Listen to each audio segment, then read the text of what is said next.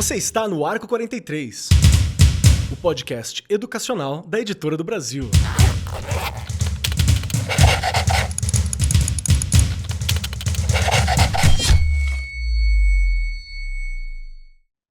Saudações para você, meu querido professor, minha querida professora, você que acompanha o Arco 43 Podcast, seja muito bem-vindo, muito bem-vinda e cole conosco, porque hoje o nosso tema é um daqueles que toda escola precisa trabalhar urgentemente já há uns 20 anos. Ultimamente, mais ainda. É um tema que precisa ser conversado e que não adianta ser conversado de maneira leviana, não adianta ser conversado como se fosse só uma brincadeira. Tem que ser conversado mesmo, conversado direitinho, assim. Tem que ter um engajamento, um trabalho em cima. Porque o nosso tema é gestão e sustentabilidade. Onde elas se cruzam? Elas se cruzam? Sim. Você tem que se encontrar em algum momento. Mas como? De que forma? Esse é o nosso plano de conversar e discutir aqui. E junto comigo, sentada à minha destra, sempre ela, Regiane Taveira, a minha musa sustentável, que faz o trabalho na medida do possível, que eu sei que também às vezes é difícil, mas está sempre realizando, sempre conversando e construindo a sustentabilidade no futuro, que é a molecadinha, a criançada dos anos iniciais. Rê, tudo bem contigo? Como é que você tá? Tudo, Keller, que delícia! Eu chego lá, já falei para você que eu chego lá, e acho que você colocou muito bem, né? A gente vai fazendo dentro, né, daquilo que é possível, né? Porque cada contexto é um contexto, cada escola é uma escola, né? E aí a gente tem tudo isso para organizar, então, né? Isso leva um tempo, não é de um ano para o outro, mas, Keller, eu já estou falando demais, não é? Porque a gente tem um convidado que vai nos ajudar muito com esse assunto, e se a gente tem dúvidas, a gente não vai ter mais. Sim. Sim, porque junto conosco hoje nós recebemos aqui o Edson Grandissoli, espero ter pronunciado correto o seu nome, Edson, que é bacharel e licenciado em Ciências Biológicas, mestre em Ecologia, doutor em Educação e Sustentabilidade pela USP, pós-doutor pelo Instituto de Estudos Avançados da Universidade de São Paulo também, professor de Educação Básica já há 25 anos, autor de diversos materiais didáticos, paradidáticos, conversando sobre o meio ambiente, sustentabilidade, saúde, formador de professores e consultor da Unesco para o currículo paulista e atualmente é diretor da Reconecta e do movimento Escolas pelo Clima, além de atuar como assessor do Espaço Ecoa nas áreas de currículo e sustentabilidade. Espaço Ecoa sempre aparecendo aqui com a gente, né? Muito bem-vindo, Edson. Muito bom ter você aqui conversando conosco hoje. Tá pronto para esse papo? Oi, Marcos. Oi, pessoal. Que bom estar aqui com vocês hoje, falando de um assunto, como você já falou muito bem, muito importante, e vai ser uma alegria poder trocar aí algumas palavras com vocês hoje. Perfeito, perfeito. E vamos lá, fique conosco porque nós já começamos o papo.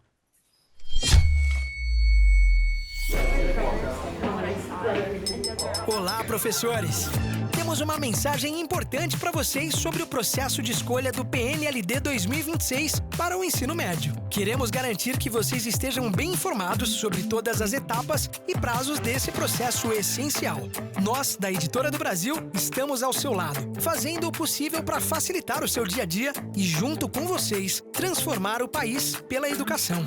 Os professores têm 2 tipos de escolha ao longo do programa. Categoria 1, livros didáticos por área de conhecimento. E categoria 2, livros didáticos de projetos integradores. Vamos trabalhar juntos para garantir que a escolha dos materiais didáticos seja um sucesso. E assim, contribuir para uma educação de qualidade e um futuro brilhante para os nossos estudantes. Gestão escolar está em constante transformação, mas em meio a tantas e tantas demandas, porque são muitas, viu? Uma pergunta se impõe com urgência. Como integrar a sustentabilidade à rotina de gestão sem que ela se torne apenas mais uma tarefa? Como fazer isso? E é uma dúvida que eu sei que diversos diretores, coordenadores, professores têm. Você sabia que 83% dos brasileiros percebem o aumento dos desastres climáticos, mas apenas 30% sabem como agir? Ou seja, todo mundo vê que tem alguma coisa muito errada, muito estranha acontecendo, mas o que eu posso fazer quanto a isso?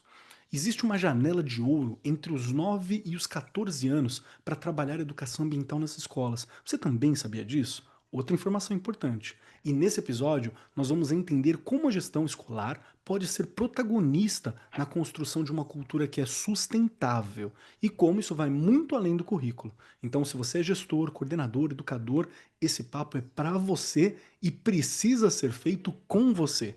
Porque sustentabilidade não é só conteúdo, é estratégia, é ação, é transformação. Ah, mas eu não entendo muito, não conheço, não sou gestor. Manda esse podcast agora para o seu gestor e fala: ouve aqui, olha que proposta bacana, porque nós precisamos conversar, discutir e lidar com esse tema que é tão importante. Regiane Taveira, sempre começo com você as questões e as perguntas aqui, Bora e eu lá. quero te fazer uma pergunta sobre ultimamente. Normalmente eu falo quando que você ouviu primeiro algo, ou discutiu primeiro algum tema. Hoje é ultimamente. Como que você tem percebido a conversa sobre sustentabilidade nas escolas e você sente por parte dos estudantes uma necessidade de conversar, uma janela de oportunidade para conversar sobre esse tema? Bora lá, Keller, gostei, né? O mais recente, porque a memória falha.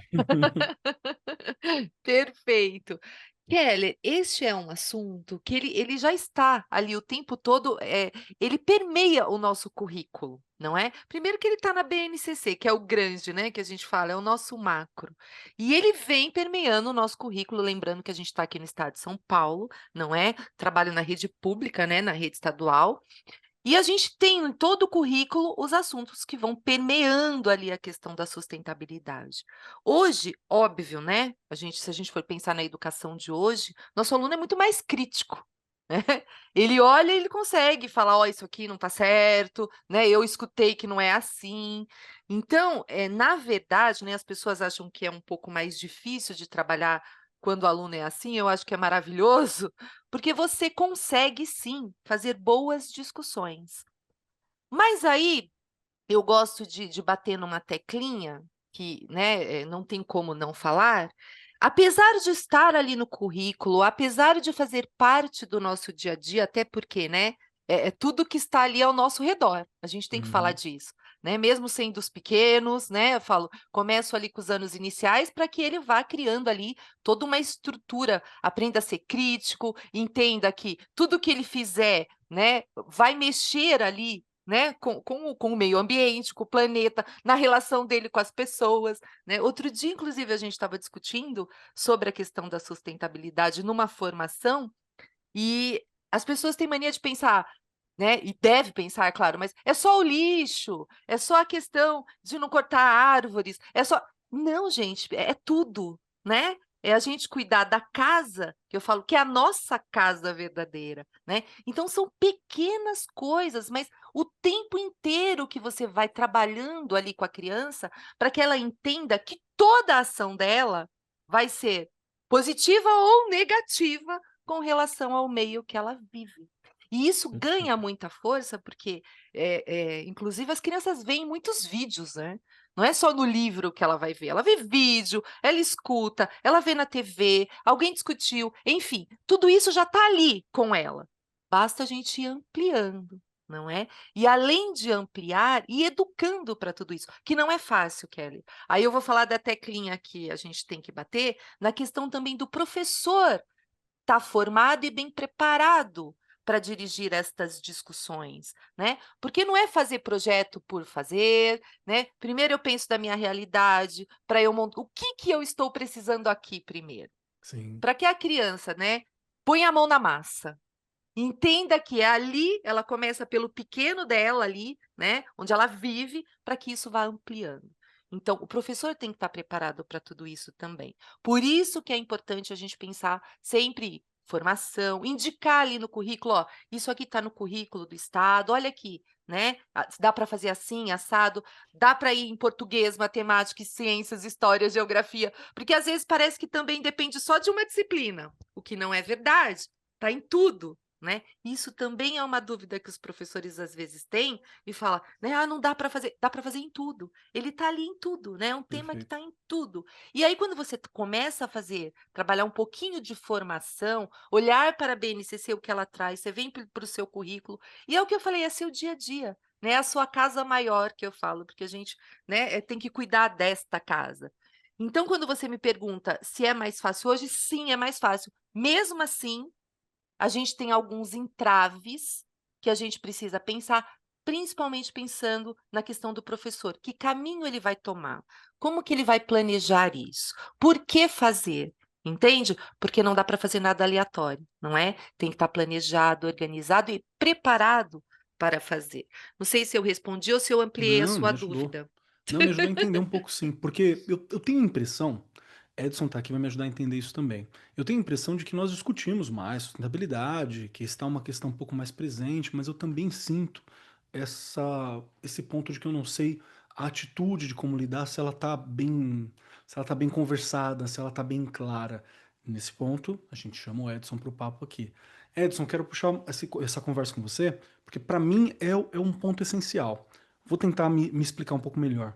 Gestão escolar, eu sempre fui um professor que falou assim: ah, não, a gestão escolar ela é uma parte da escola, né? Mas a gente está fazendo nossa escola aqui. Isso é verdade em parte mesmo, porque a gestão ela tem um papel essencial no funcionamento, na comunicação entre os períodos, nos projetos que vão acontecer, no apoio ao professor. E mesmo que não esteja às vezes muito claro, a visão da gestão, ela passa para o professorado. Aquilo que a gestão cobra, aquilo que a gestão ignora, aquilo que a gestão puxa, tudo isso vai passar para os professores também e chega no estudante. Então a gestão ela precisa ser colaborativa, justamente para ter essa visão um pouco mais aberta, né, para receber mais pessoas, mas a gestão em si, ela é importante para a gente conversar. E eu estou falando do cargo de gestão e da gestão da escola como um todo. Então, a minha pergunta para você é, primeiro, se em que pé que está essa conversa na sua percepção sobre meio ambiente, sobre sustentabilidade? Como que está esse papo dentro das escolas no geral, né? Sei que a gente só consegue fazer um recorte, mas no geral. E segundo, qual que é o papel da gestão para a gente conseguir construir uma escola que tenha uma cultura sustentável, que possa apresentar esse mundo, essas possibilidades para os estudantes, que possa ajudar a despertar esse senso crítico, esse senso de cuidado, até para melhores pontos nos votos, nas ações políticas, né, nos movimentos de bairro e outras coisas assim. Como que tá essa temperatura de água para você? Bom, eu trago primeiro as palavras da nossa ministra Marina Silva, que sempre reforça que nas últimas décadas uma das temáticas que mais ganhou visibilidade e importância é justamente a temática ambiental, e eu concordo com ela. Nós falávamos muito menos de meio ambiente na década de 70, na década de 80, e à medida que a gente foi entrando, né, na década de 90, nos anos 2000, a temática ambiental, e não só ambiental, né, Marcos, porque quando a gente fala temática ambiental parece que é uma coisa externa e distante da gente, né? Então é muito importante a gente falar que a escola tem que trabalhar com a temática socioambiental, porque o tempo todo é essa conversa, é esse diálogo entre a nossa atuação no planeta enquanto espécie e os impactos positivos ou negativos que a nossa espécie tem causado nesses últimos séculos, né? Então é muito importante sempre unir essas duas palavras quando a gente fala da questão de sustentabilidade, que a gente sempre tem que falar do socioambiental. Então ganhou muita importância, especialmente a partir da década de 90, com os PCN, né, os Parâmetros Curriculares Nacionais, essa temática ganhou força e ganhou a transversalidade de que a gente fala até hoje, né, que a temática ambiental e socioambiental, ela percorre todo o currículo, todas as ações da escola, entre outras temáticas que foram trabalhadas. Então, para mim, um dos grandes documentos que o nosso governo, que o Brasil produziu nessas últimas décadas, ainda se inspira muito naquilo que foram os PCN da década de 90. Né? A gente traz muito dessa herança dos PCN. Né? Hoje em dia, com a Base Nacional Comum Curricular, ela é um documento bastante robusto, apesar de eu particularmente achar que ela não valorizou ou não valoriza a questão da educação ambiental. Ela não é explícita na BNCC, como nós, educadores ambientais de mais de 30 anos de atuação em escola, gostaríamos que fosse. Né? Apesar disso, as temáticas ambientais e socioambientais, elas percorrem todo o currículo, desde o ensino infantil até o ensino médio, toda a educação básica. Né? Claro que tem as especificidades da educação infantil, que para mim é um dos melhores textos da nossa BNCC, é a parte da educação infantil, né, que fala dos campos de experiência, dos campos vivência, e traz muito essa questão do contato com a natureza, do contato com os processos, que é o que eu acho que é fundamental, a educação ambiental fundamental com os menores, para criar vínculos e criar amor, criar paixão por aquilo que está próximo da gente e nos cerca. Se essa paixão for bem cuidada, bem semeada desde o começo, fica muito, não vou dizer que fica muito mais fácil, mas a gente tem um caminho mais aberto para trabalhar com as outras questões mais complexas ao longo da escolaridade, né? E isso entrando, obviamente, também no ensino superior, né? A gente concentra muito o nosso olhar na educação básica, porque nós somos atuantes na educação básica, mas esse é um processo de vida inteira que entra para o ensino superior e na vida da pessoa, na casa, no trabalho, junto com as famílias, né? E do ponto de vista da escola, especificamente, a gestão ela tem um papel estratégico, né? A gestão ela olha, ela tem essa capacidade e essa função de olhar para a organização escolar como um todo. E aí, quando eu falo organização escolar, é tudo, é um trabalho gigantesco, né? Desde você olhar para o espaço, para a estrutura, para os ambientes, como eles são distribuídos, como que os professores estão trabalhando, como que a coordenação está apoiando todo esse trabalho. Então, a gestão, e aí, de novo, eu faço das minhas palavras apoiadas na sua, né? A gestão, ela não é só a diretora ou diretor, mas tem toda a coordenação também, e essa visão estratégica, ela é fundamental para trazer a educação ambiental para dentro da escola, de novo, como vocês falaram, não como uma atividade, pode ser um dia da água, pode ser um dia da terra, não tem problema nenhum que sejam, às vezes, atividades pontuais, porque muitas vezes na escola é o que é possível fazer. É muito importante trazer isso à tona, né? O que nós, dentro do nosso contexto, conseguimos fazer nesse momento de melhor com relação às temáticas socioambientais. Às vezes é mesmo um dia da Terra, é uma atividade pontual, e isso tem uma validade enorme, né? Mas é importante entender que essa transversalidade, além de passar por todo mundo, por todo o currículo, passa também por todas as pessoas, né? Isso tem que estar capilarizado, arejado entre os olhares das pessoas e as ações, para não haver incoerências, né? A gente vê muito na escola isso, né?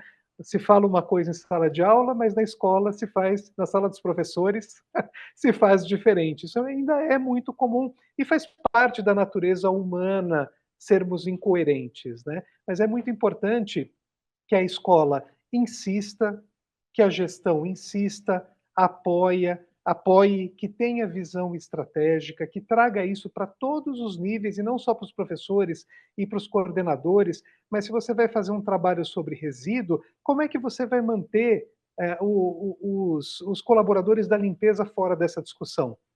Quem mais entende de resíduo da escola é quem lida com o resíduo todo dia, que é o pessoal da limpeza, né? Como é que nós vamos falar de uma alimentação mais saudável sem a gente envolver as merendeiras ou quem cuida da cozinha?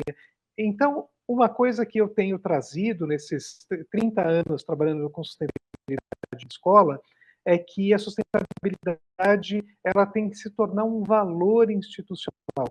Como a gente tem as práticas antirracistas, como a gente tem a sustentabilidade, como a gente tem as práticas inclusivas, que têm que ser valores fundamentais da educação e das instituições escolares. E por que não a sustentabilidade também se tornar um pilar, um valor da escola que é apoiado pela gestão, e mais do que apoiado simplesmente, ele é inspirado pela gestão da escola, né? Então nós temos aí, como a Regiane falou muito bem, é um processo, né? Porque muitas escolas nasceram em um período que não se falava tanto em meio ambiente, sustentabilidade como se fala hoje, né? Mas tem muitas escolas que estão, como é o caso do Espaço Ecoa, né? É uma escola que está nascendo com um currículo já abraçando as questões de sustentabilidade em todas as suas instâncias, envolvendo os alunos, os coordenadores, os professores, e eu posso falar, porque eu sou assessor lá há 5 anos, com um enorme e excelente apoio das gestoras. Então, isso é um privilégio, né? É um privilégio e ainda, infelizmente, é um privilégio de poucas escolas.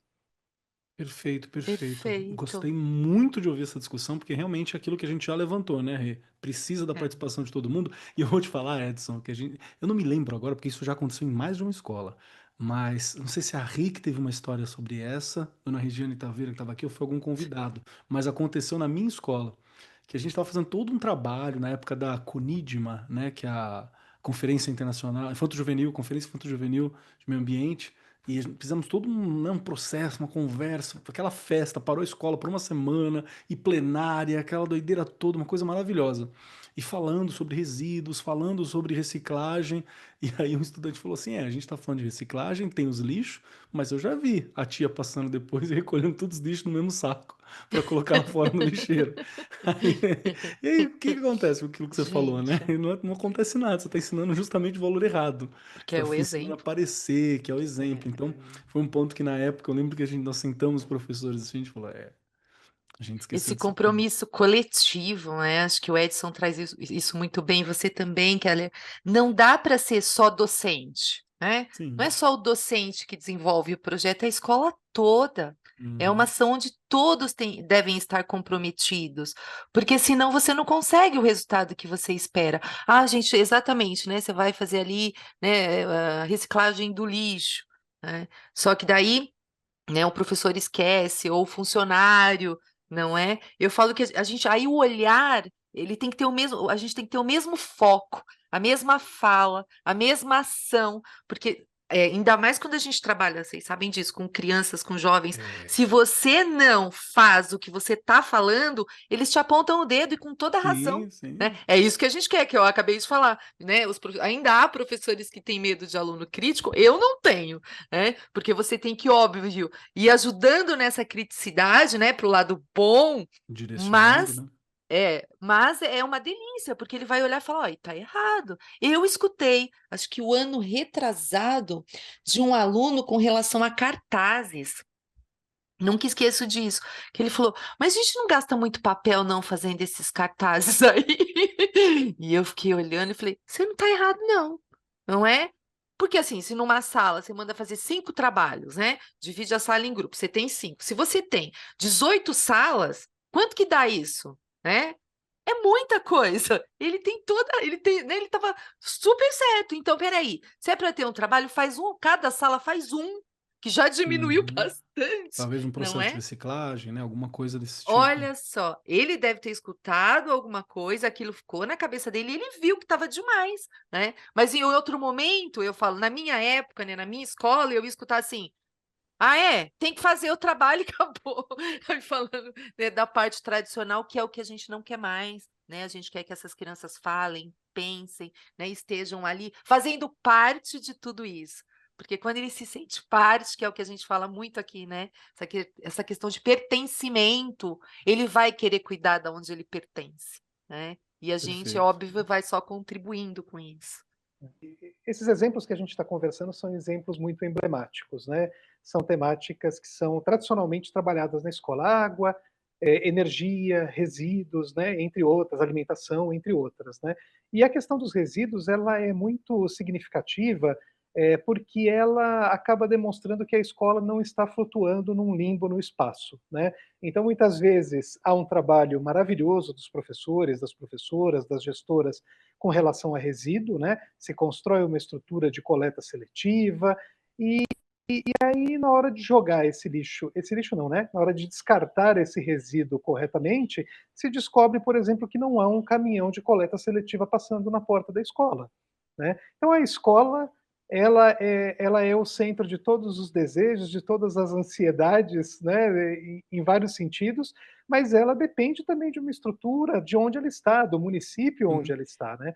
E quando a gente encosta essas duas temáticas, o que a escola está fazendo do ponto de vista educacional, com a estrutura externa que a escola depende, a gente justamente faz a conexão da educação ambiental enquanto movimentação política, né? A partir do momento que você descobre ou atesta que, puxa, o que a gente está fazendo aqui não está adiantando nada porque não tem ninguém de uma cooperativa que vem pegar, ou a prefeitura não passa um caminhão aqui, a gente começa a se movimentar para outras direções. Vamos cobrar o nosso município, os nossos governantes aqui, para que a gente tenha na porta da escola um caminhão de coleta seletiva de lixo, de resíduos, né?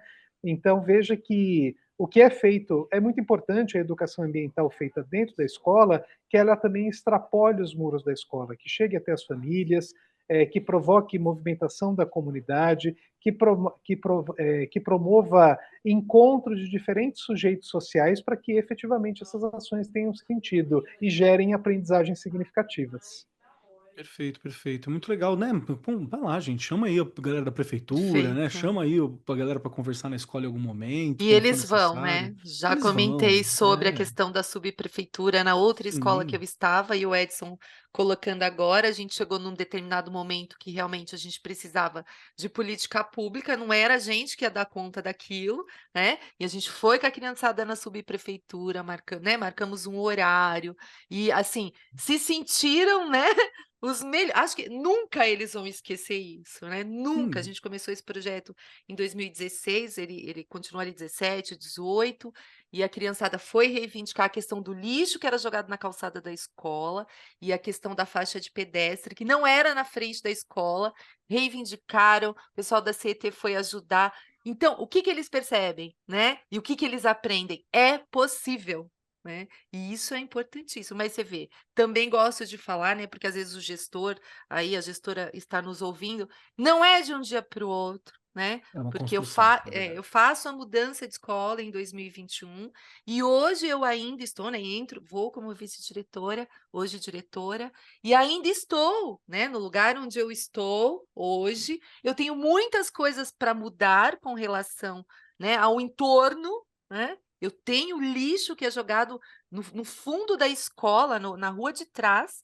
A gente vem tentando fazer uma série de coisas, mas é uma comunidade que não entra o caminhão, né? Se eles não subirem ali da comunidade para jogar naquele lugar para o lixo pegar, não tem onde pegar, mas fica bem no portão da escola, não é? Então, assim, há muitas coisas, você vai falar, né, Regiane, e hoje? Hoje a gente está tentando um caminho, né, para ir melhorando toda aquela situação, porque não é fácil, não é de um dia para o outro, né? E às vezes a gente chega numa escola e fala, vou resolver tudo. Não, leva um tempo, né? E outra coisa, é o que eu falo, a criançada, sim, elas começam a perceber que não é certo.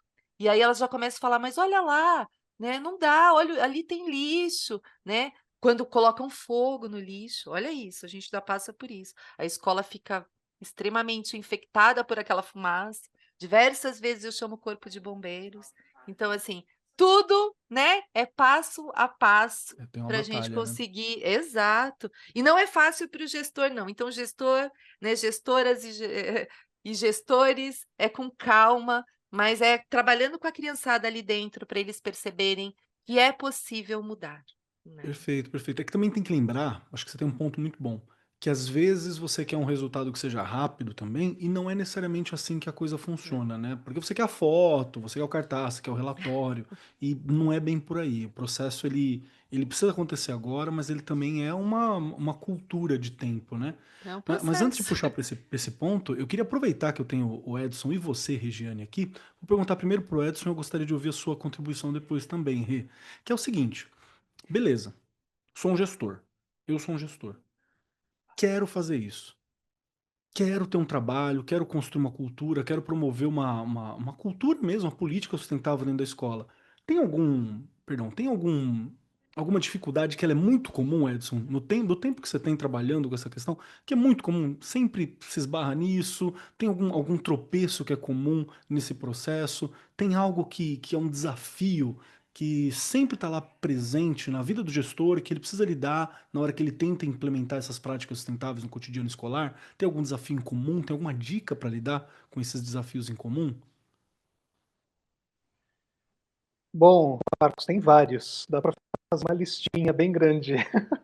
Eu destacaria a questão do tempo, né? É fundamental que haja tempo no planejamento, tempo para articulação entre educadores e gestão, planejamento coletivo, e isso, considerando que a escola também tem que cumprir um currículo, a questão do tempo é sempre o tempo didático, o tempo pedagógico, né? O tempo de reuniões, o tempo é sempre um desafio, Central, né? né? Mas, de novo, como a gente tem falado, né? Quando isso, ao longo do tempo, como a Regiane falou muito bem, né? quando isso vai se tornando um valor, vai fazendo parte do tecido da escola, esses tempos eles vão se ampliando naturalmente, porque começa a fazer parte do trabalho da escola. Não vira, como eu costumo brincar, não vira um puxadinho didático, né? Vira um trabalho da escola, aquilo faz parte do trabalho da escola, como é o trabalho que tem que ser sério para ensinar português, para ensinar matemática, para trabalhar com os pequenos, né, com todas as habilidades e competências que a gente tem aí para serem desenvolvidas. Então, a questão do tempo e o tempo, a gestão, ela tem que, de alguma forma, garantir esse tempo para a equipe de planejamento, né? E acho que outro desafio, que é um desafio bastante comum, é que as ações de sustentabilidade, de forma geral, elas nascem do desejo ou da vocação de um ou dois professores ou professoras, né? Então, vamos fazer uma horta, vamos começar a trabalhar com a questão dos resíduos, né? Então, eu sempre falaram, a Margaret Mead sempre falou que nenhuma grande revolução começa com muitas pessoas, né? É sempre com algumas poucas pessoas. E uma coisa muito importante desse processo é como esse grupo vai envolvendo, vai engajando, envolvendo outras pessoas, incluindo a gestão, né? Outros sujeitos da escola, incluindo a gestão. E muitas vezes esse processo, ele é um processo que frustra muito as professoras que estão diretamente envolvidas, porque é um processo, como eu acabei de falar, que nasce às vezes do olhar de uma ou duas pessoas. E com frequência, ou muitas vezes, esse olhar de uma ou duas pessoas não vai ao encontro do desejo da comunidade, né? Então, eu acho muito importante fazer uma horta, mas a minha comunidade está com outros problemas, está com um cachorro sendo solto no terreno aqui atrás, já escutei de tudo, né?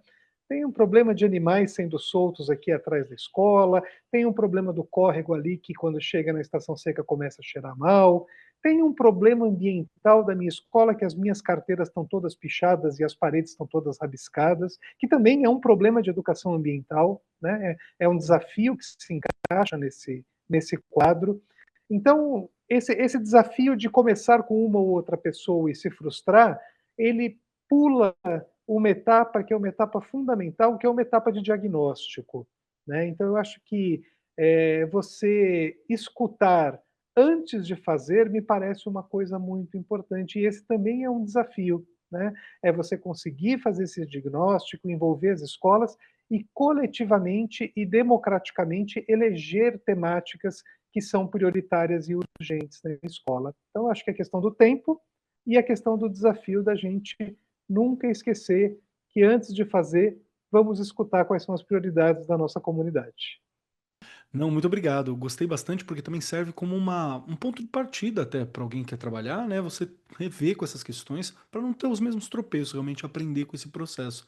E aí eu queria puxar você, Rê, também, para saber se ecoa com você essa proposta, né? Se bate com aquilo que você normalmente sente, se foi isso que você sentiu ao longo das coisas que você está tentando realizar, das conquistas que você está realizando com as crianças, como que está sendo?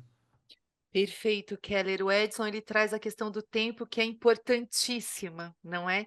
Tanto no tempo que eu falo, né? Hoje eu estou numa escola regular, né? Que o horário eu tenho turmas de manhã e à tarde.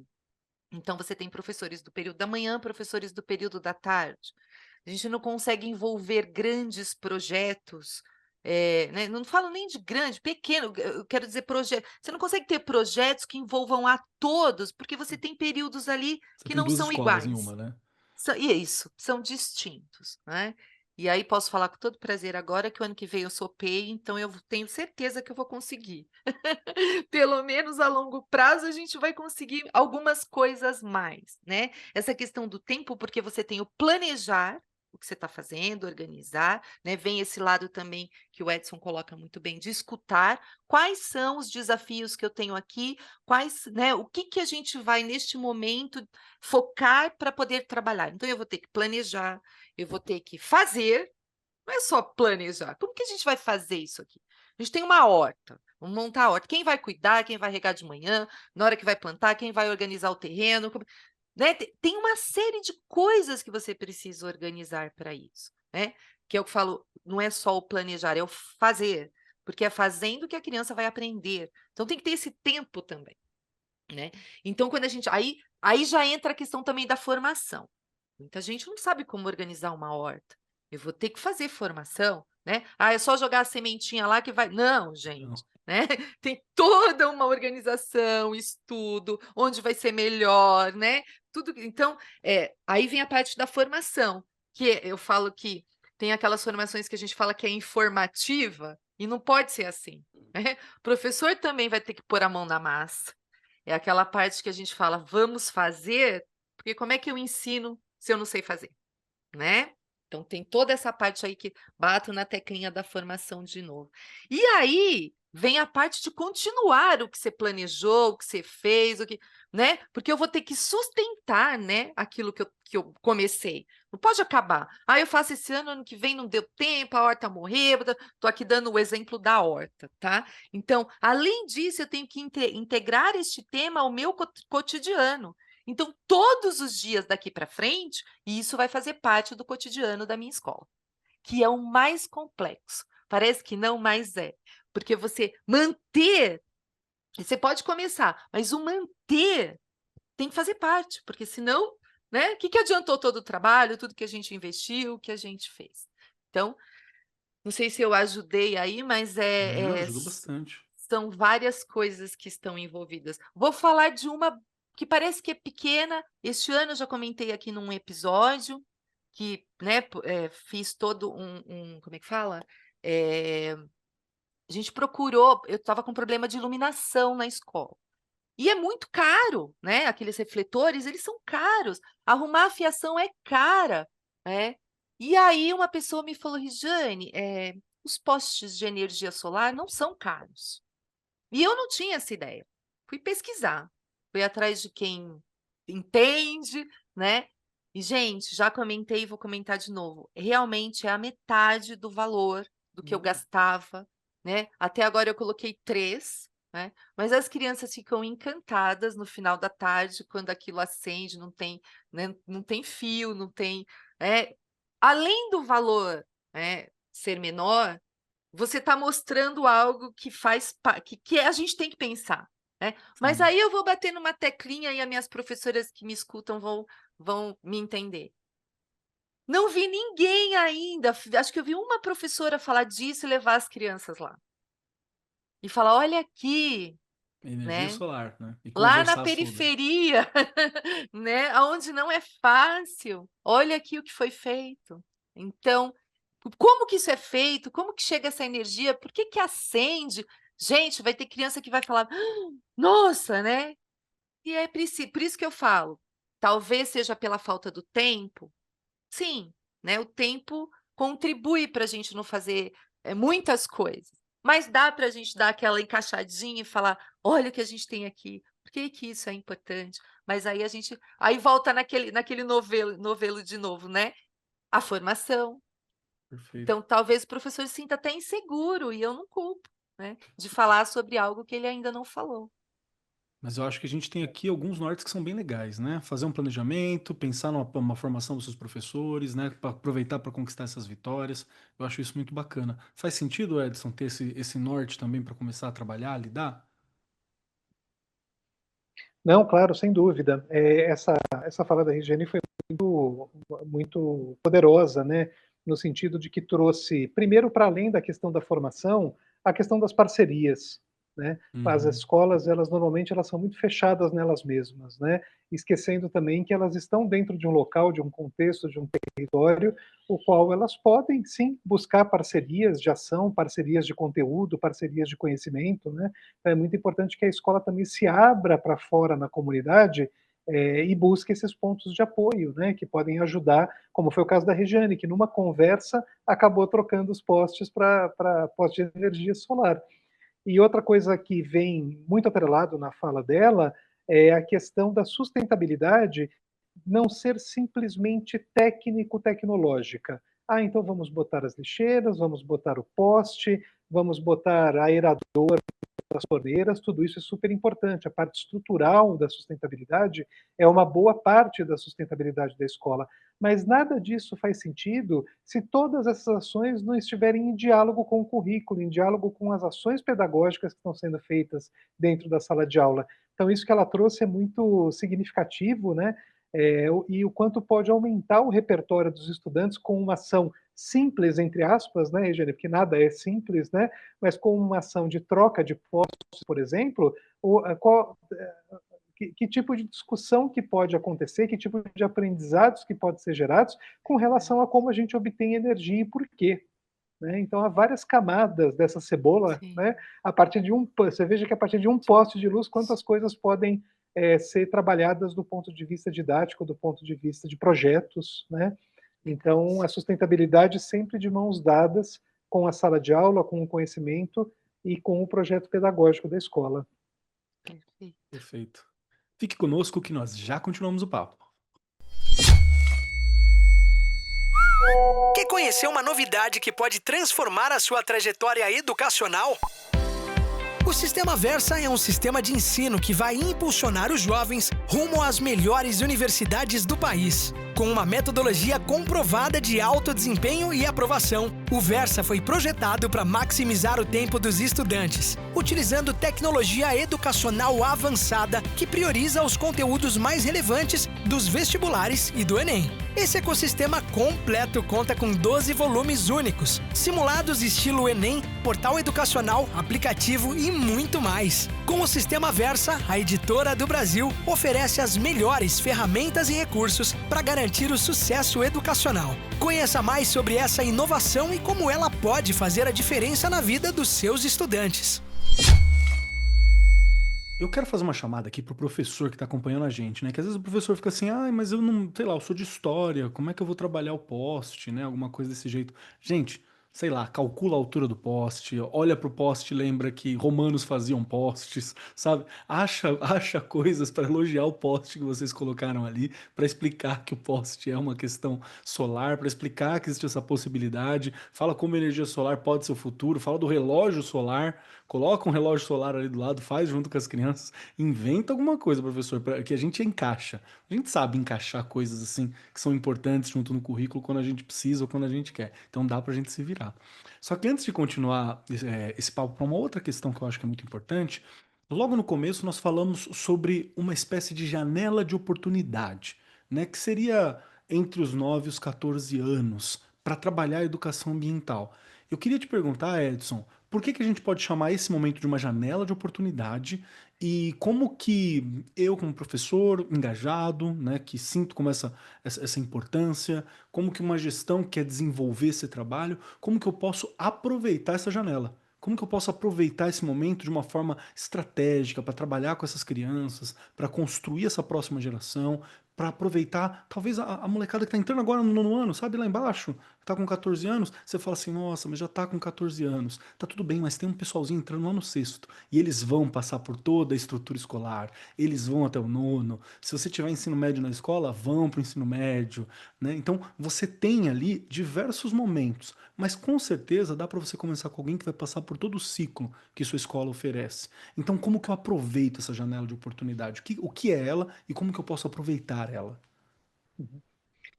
Olha, Marcos, eu acho que uma das principais janelas é a janela do ensino infantil. Eu acho que o ensino infantil é um ponto assim fundamental para a gente criar essa conexão com a natureza, conseguir discutir processos que acontecem na natureza e como eles estão conectados com a nossa vida no dia a dia. Então, de novo, né? A gente está falando aí de uma construção ao longo de todas as etapas da escolaridade, né? Começando lá na creche, talvez até antes do infantil, lá na creche, né?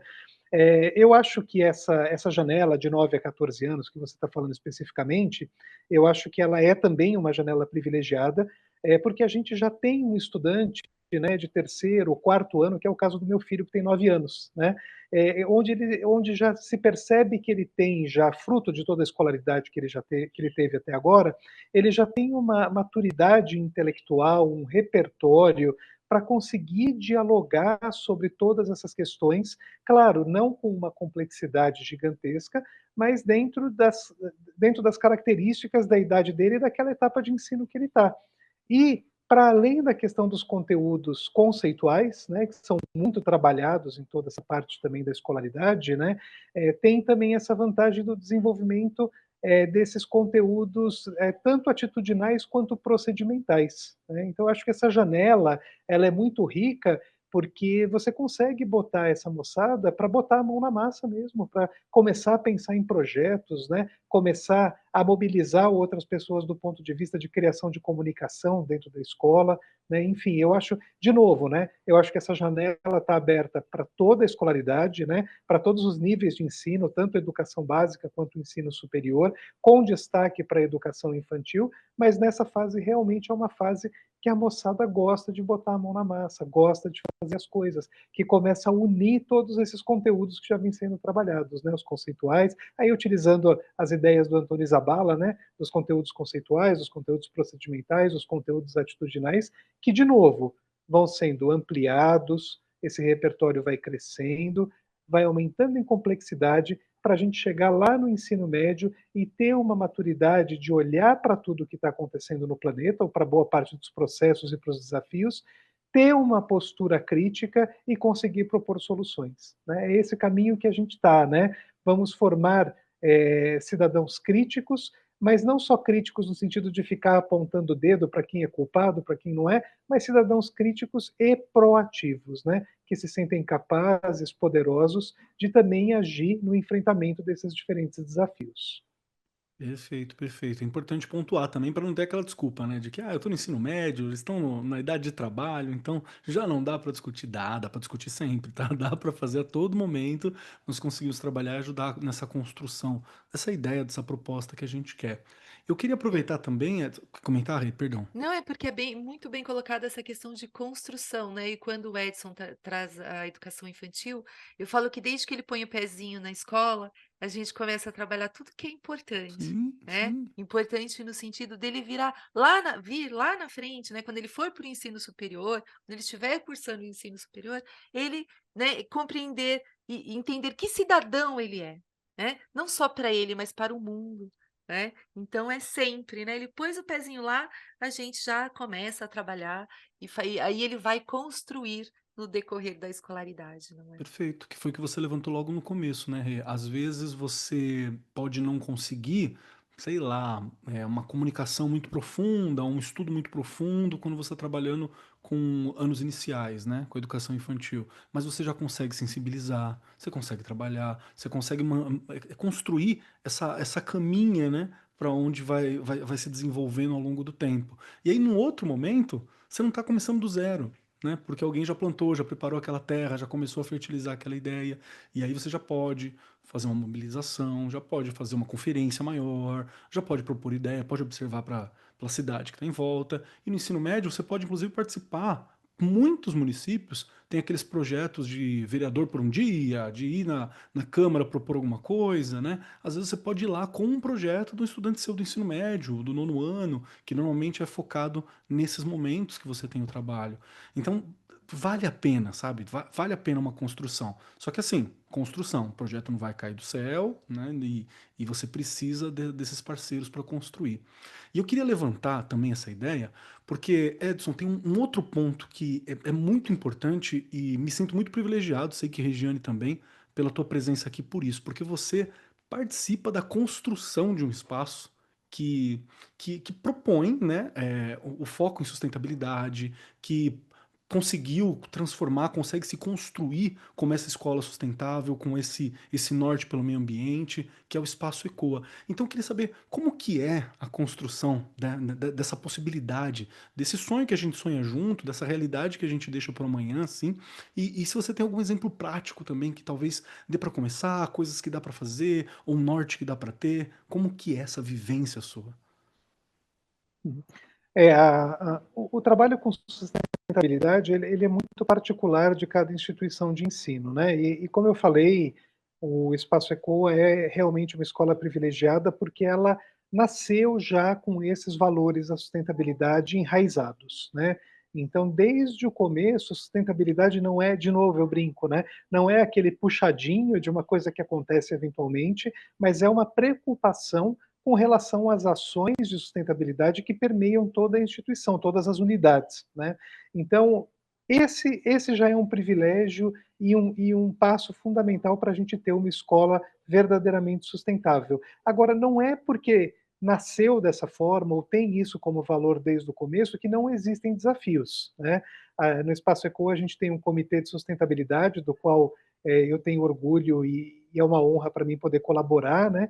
Onde o tempo todo nós nos reunimos para trocar ideias, para identificar desafios, para identificar problemas, identificar pontos de ação para melhorar ainda mais isso que já é um valor da escola, que é a sustentabilidade. Então, ter um comitê na escola, eu acho que é um passo muito importante. E é um comitê que envolve professores, que envolve os colaboradores da limpeza, que envolve os seguranças da escola, né? Todo mundo que tem interesse e quer saber mais e quer colaborar com sustentabilidade, tem nesse comitê um espaço aberto e democrático de diálogo e de construção coletiva.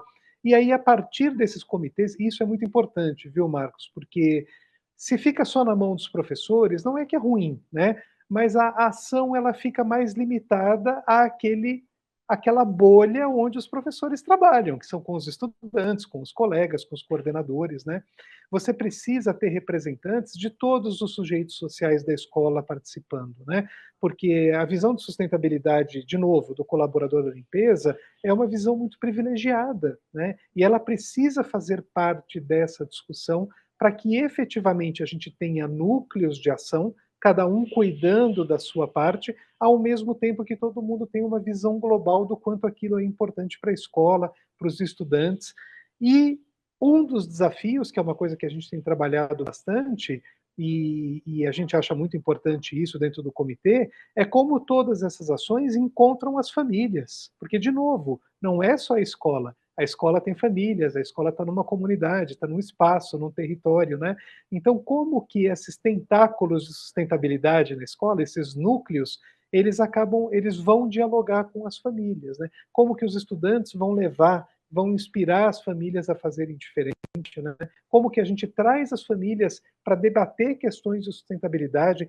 Então, é uma trama muito bonita, muito intricada e muito complexa que tem que ser cultivada no dia a dia, todos os dias, no dia a dia. Não é uma coisa que você faz, né? Por isso que eu falo do técnico tecnológico. Não é uma cisterna que você põe lá e ela vai fazer o papel dela toda vez que chove, né? É preciso que essa cisterna esteja dentro de toda uma discussão que envolve pessoas, e tudo que envolve pessoas é complexo, é dinâmico e precisa ser cultivado ao longo do tempo e ao longo do espaço. Perfeito, perfeito. Mas é possível, né? Você mostra que é possível, trabalha num lugar que desenvolve isso como uma possibilidade, então acho que isso é um ponto muito legal.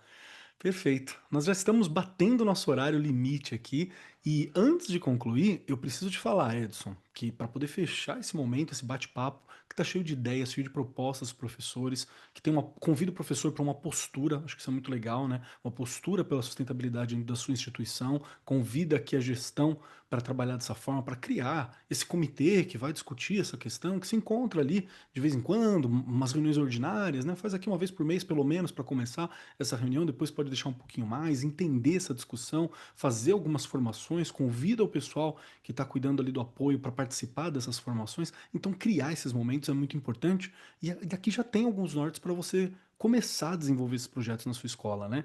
E na minha indicação, eu quero propor uma ideia também. Guardem, guardem, guardem meu momento aqui no fim.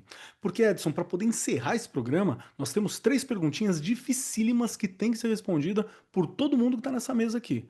A primeira delas, olha, é complicado, hein? A primeira delas é: se você gostou desse bate-papo, olha, é difícil, complexo. A segunda é: como eu sei mais sobre você e sobre o seu trabalho, sobre o que você desenvolve, sobre o Espaço Ecoa, por exemplo, uma proposta também. Como que eu sei mais? Como que eu te encontro? Essa é a segunda. E a terceira é uma indicação. Pode ser um vídeo, um filme, uma fala, um pensamento, um livro, uma comida, uma música, algo que seja seu, parte sua, que possa ser compartilhado conosco e acompanhar nossos ouvintes aqui nos corações e em suas mentes, para entender um pouco mais, para desenvolver um pouco mais, para saber um pouco mais de quem é o Edson. E para dar tempo do nosso convidado pensar, Regiane Taveira, as 3 perguntas clássicas para você. Primeiro, o que você achou desse papo? Se você gostou da nossa conversa. Segundo, onde eu encontro a Regiane? E terceiro, sua dica, seu pedacinho para ficar junto conosco. Eu adorei essa conversa, né? Porque toda conversa, eu falo isso, né? Todo programa, episódio, enfim, que eu saio daqui pensando uma série de coisas que mexe comigo, é sinal que eu tenho mais coisa para fazer. Apesar dos 32 anos, eu não me aposento ainda. Eu tenho ainda muita coisa para fazer. 32 anos de rede, hein, gente? E 32 anos de idade tem mais não. Mas aí dá vontade da gente continuar, não é? Que a gente olha e fala, ainda há muita coisa que pode ser feita. Aí eu tenho que falar, né? Aquela fala do Cortella, não tem jeito, né? Transformar o possível. A gente consegue transformar o possível. Aí ele fala, no impossível, a gente consegue sim ir realizando aos pouquinhos aquilo que a gente achava impossível. E a gente vai ir, né? Se a gente não tiver medo e tiver gente que ajude, né? Falar de novo aí desse compromisso coletivo que é tão importante a gente pensar que todo mundo tem que estar envolvido. Você colocou muito bem, o Edson também. Amei esse programa, gente. Estou aqui no Arco 43. Tô lá no Instagram, no Facebook, mas tô lá na escola, não é? Onde realmente, lá no chão da fábrica, onde a gente tenta fazer essa mágica acontecer. E eu vou deixar de dica uma coisa bem simples. É aquela minha palavra de novo, Kelly. Professores, experimentem. Comecem com coisas pequenininhas. E aí, quando a gente quer ver, o aluno, ele vai além da gente, não é? Não tenham medo de começar. Primeiro, olhe para a sua realidade e fala: puxa, será que isso aqui? Pergunta para os alunos, eles vão te dar a resposta, né? E aí, dali, a gente começa, né? É o que eu falei, não precisa ser um grande projeto. Pode ser uma coisinha que parece que é de formiguinha, mas que lá na frente a gente vai falar, foi um grande projeto. Então, só experimentem, tenham coragem e, né, pensem nesse compromisso coletivo, que às vezes um vai envolvendo todo mundo, vira 2, 3, 4, 5, quando a gente quer ver, tá todo mundo ali, querendo fazer parte, né, desse negocinho que você achou que era tão pequeno. Tenha coragem, né, que com certeza vai dar certo. Foi uma delícia, amei o programa, muito obrigada. Perfeito, perfeito. Muito obrigado, Rê. Muito obrigado por continuar sonhando, continuar realizando. Muito obrigado por esses passinhos de formiguinha que já virou um passo de elefante, você sabe bem disso. Agradeço demais, viu? Obrigado por Eu estar que aqui com a gente. agradeço. E Edson, chegou a sua vez. 3 perguntas dificílimas. Primeiro, o que você achou desse papo? Segundo, onde eu acho, como eu sei mais sobre o Edson? E terceiro, uma indicação, um pedacinho seu para ficar junto conosco. Olha, eu não sei quantas conversas eu já tive sobre sustentabilidade e meio ambiente ao longo desses também, como a Regiane, 30 e poucos anos de carreira, né?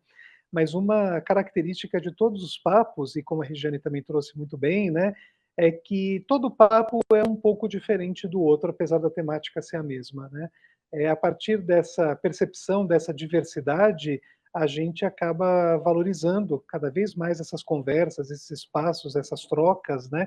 Porque, de novo, né, a gente sempre sai mexido, com coisas para pensar, e que coisas para pensar que se tornem ação efetivamente para as escolas que a gente colabora, né? Então é sempre muito bom, porque sempre agrega, né? Nunca é o mesmo do mesmo, né? Sempre agrega coisas novas. Então o saldo é muito mais do que positivo hoje, e agradeço muito vocês aí pelo convite, foi um prazer. Bom, onde as pessoas podem me achar? Eu acho que dois lugares principais. Eu acho que primeiro é lá dentro do site do Espaço Ecoa, que eu já estou colaborando com o Espaço Ecoa já há 5 anos, desde que começou o processo de ampliação da escola. Então, se não é a grande obra, é uma das minhas grandes obras enquanto educador, está lá representada no currículo, no trabalho dos professores, do Espaço Ecoa. Então, convido todo mundo a conhecer a escola, que é um espaço extremamente privilegiado do ponto de vista de currículo, do ponto de vista da qualidade dos educadores, do espaço, enfim. Eu sou bastante suspeito, mas é tudo verdade. Realmente é uma escola maravilhosa. E outro lugar que as pessoas podem me achar é no site da Reconecta, com 2 T's de Tatu, que é uma empresa que eu tenho orgulho de ter ajudado a fundar já há 11 anos, e é uma empresa social que se dedica exclusivamente a trabalhar na temática de ação de educação e sustentabilidade com escolas e também com empresas. Então, vocês podem visitar o site da Reconecta, lá vocês podem conhecer também o movimento Escolas pelo Clima, que a gente criou há 5 anos, que é dedicado à formação de professores, né, na área de educação climática. E a dica, né? Bom, vou deixar 2 dicas bem caseiras, né? 2 livros que eu tive a oportunidade de escrever, que são 2 livros paradidáticos.